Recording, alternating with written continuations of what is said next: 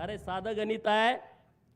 लोकप्रतिनिधी अधिनियम आहे 1951, कलम 19A, कलम 20 आणि कलम 20A काय म्हणताय की या देशामध्ये निवडणूक घेण्याचा अधिकार फक्त इलेक्शन कमिशन ऑफ इंडियाला आहे किंवा त्यांच्या लोकांना आहे.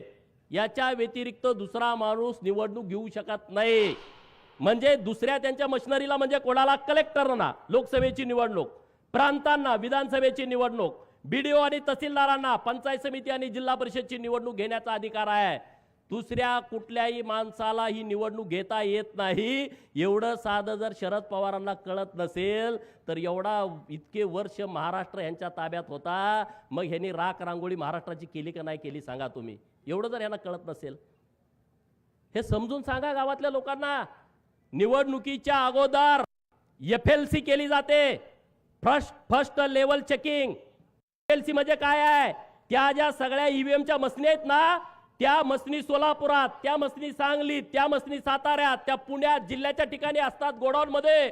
तिथं प्रत्येक पक्षाचा प्रतिनिधीला बोलवलं जातं. भाजपा, राष्ट्रवादी, शिवसेना, उद्धव सेना, शरद पवारची राष्ट्रवादी, काँग्रेस, छोटे पक्ष, बसपा असेल, माकप असेल, सेकाप असेल, रासप असेल, रिपाई असेल, रयत संघटना असेल, या सगळ्या पक्षाच्या प्रतिनिधीला बोलावलं जातं आणि तिथं फर्स्ट लेवल चेकिंग केलं जातं. म्हणजे काय केलं जातं, तुमच्या विधानसभा मतदारसंघामध्ये जेवढे मसनी आहेत, जेवढे बूथ आहेत, त्या मसनीपैकी 1% मशीनवरती 1200 मतदान पोलिंग करून घेतली जातात. किती? 1200 मतदान तुमच्या समोर. आणि मग ते चेक केलं जातं हे 1200 मतदान पडले का. परत 2% मसनी त्यातल्या घेतल्या जातात, त्यामध्ये 1000 मतदान चेक केलं जातं. 1000 वेळा मतदान द्यायचं आणि ते चेक करायचं त्यालाच दिलंय का. आणि मग तिसऱ्या वेळा परत 2%, त्यामध्ये 500 मतदान द्यायचं. हे 2%, 2% आणि 1%, 5% झालं. आणि राहिलेल्या सगळ्या मसनीवरती एका मशीन मध्ये 16 उमेदवार असतात, त्या प्रत्येक मसनीवरती 6 प्रत्येक उमेदवाराला मतदान द्यायचं आणि ते चेक करायचं. हे चेक त्यांच्या समोर करायचं आणि त्यांनी सह्या करायच्या सगळ्या प्रतिनिधींनी. आणि जेव्हा ही मशीन आपल्या गावात येते ना बूथवरती, तिथं आल्यानंतर आपल्या सगळे आपण मतदान प्रतिनिधी असतो, त्यांच्या समोर प्रत्येक मशीनवरती 50 मतदान करून घ्यायचं. किती येड्यात कोणाला काढताय. अरे आमचा मेंढका सुद्धा हुशार झाला पवाराच्या पार्टीच्या लोकांनो. मेंढक्याला सुद्धा अक्कल आली. अरे उद्या आमचा मेंढका जर आमदार झाला तर तुमच्यापेक्षा चांगलं काम करू शकतो. पण तुम्ही लोकांची दिशाभूल करताय, लोकांना फसवताय, लोकांना खोटं सांगताय. पवारांना माझं आव्हान आहे, मार्कडवाडी पॅटर्न पवारांना का जवळचा वाटतोय. मी मीडियामध्ये पण सांगितलं, पवारांना अट्रॅक्शन मार्कडवाडीचं का आलं, राहुल गांधींना अट्रॅक्शन मार्कडवाडीचं का येत आहे, तर त्याचं कारण मित्रांनो वेगळं आहे. नानाभाऊ आपले यायला लागलेत पाणी करायला.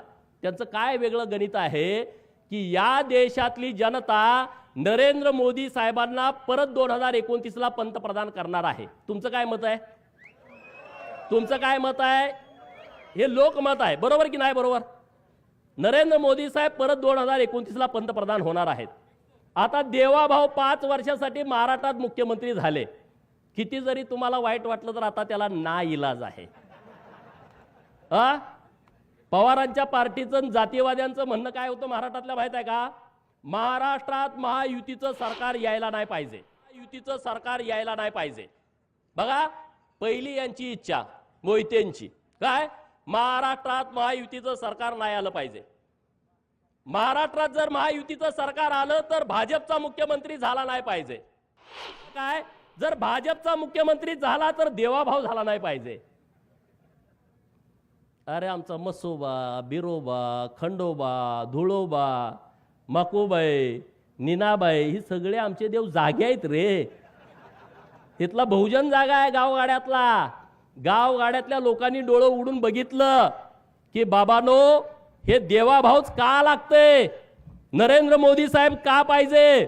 ईव्हीएम हॅक केली, ईव्हीएम हॅक केली, होय ईव्हीएम हॅक केली दिवाण सर, पण कुणी केली, लाडक्या बहिणीने हॅक केली. 1500 रुपये माझ्या बहिणीला दिले. सुप्रिया सुळे काय म्हणाल्या, 1500 रुपयात काय होतंय. बातमी बघितली होती का नाही टीव्हीवरती.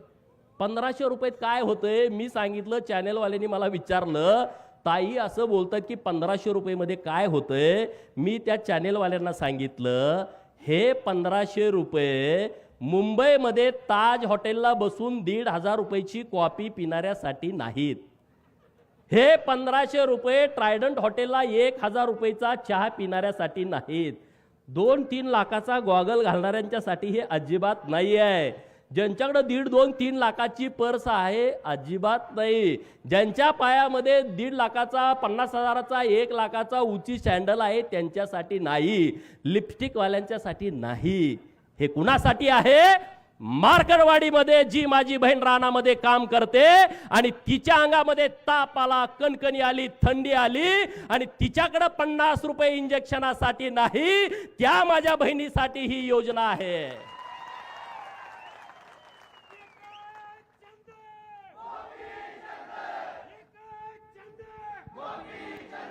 दुपारची शाळा सुटल्यानंतर पोरग पळत पळत पळत येतंय, आई आई आई मला 10 रुपये पाहिजेत आईस्क्रीम घ्यायला.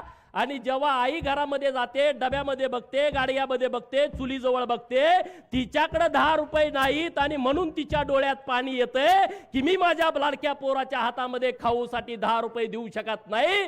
त्या लाडक्या बहिणीसाठी ही आमची योजना आहे.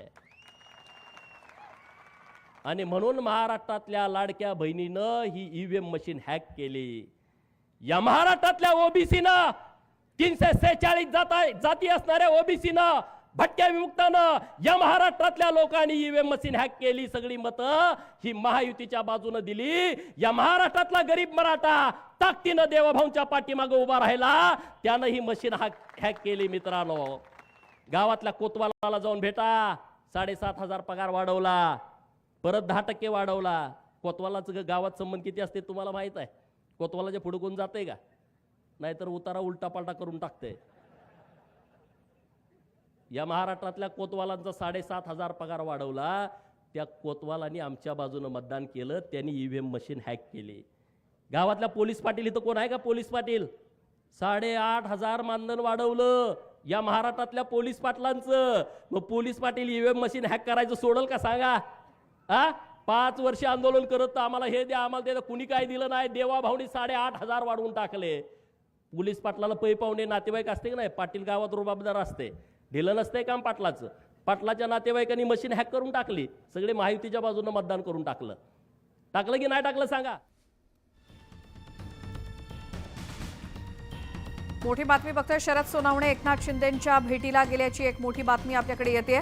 शिंदेंच्या ठाण्यातील निवासस्थानी शरद सोनवणे दाखल झालेत आपल्या कार्यकर्त्यांसोबत. शुभदीप या एकनाथ शिंदे यांच्या निवासस्थानी दोघांची भेट होतीये.